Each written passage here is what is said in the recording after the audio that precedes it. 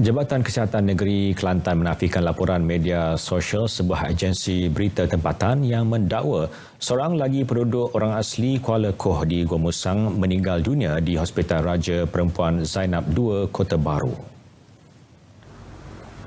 Dalam satu kenyataan media, pengarahnya Dr. Zaini Husin berkata sebaliknya pesakit berumur 3 tahun itu masih dalam rawatan di wad intensif kanak-kanak di HRPZ2 dengan diagnosis sebagai bronchopneumonia.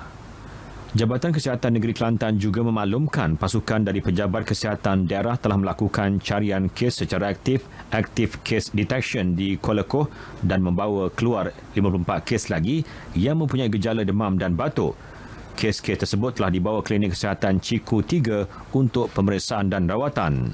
Dalam pada itu, sebanyak 25 kes dirawat sebagai pesakit luar, 20 orang dirujuk ke Hospital Gua Musang, 6 orang dirujuk ke Hospital Kuala Krai dan 3 kes ditempatkan di Rumah Inap Kesihatan Orang Asli, RIKA. 1 kes yang dirujuk ke Hospital Kuala Krai telah dirujuk ke Hospital Raja Perempuan Zainab II. Jumlah penduduk yang telah disaring adalah 155 orang dengan 83 mempunyai gejala.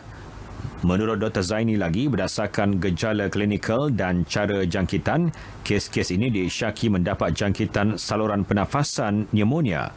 Pada masa ini, aktiviti pencegahan dan kawalan telah dilakukan oleh Pejabat Kesihatan Daerah Gua Musang dengan mengadakan pendidikan kesihatan seperti ceramah dan edaran risalah berkaitan penyakit berjangkit dan kebersihan diri serta persekitaran.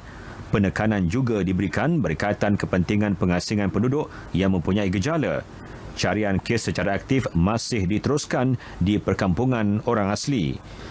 Pihak Jabatan Kesihatan juga menasihatkan supaya pergerakan masuk individu ke perkampungan terbabit dihadkan bagi mengelak penyakit merebak. Jabatan Kesihatan Negeri Kelantan akan terus bekerjasama dengan semua agensi yang terlibat dalam pengurusan pencegahan dan kawalan kejadian itu. Sebarang perkembangan akan dimaklumkan dari masa ke semasa.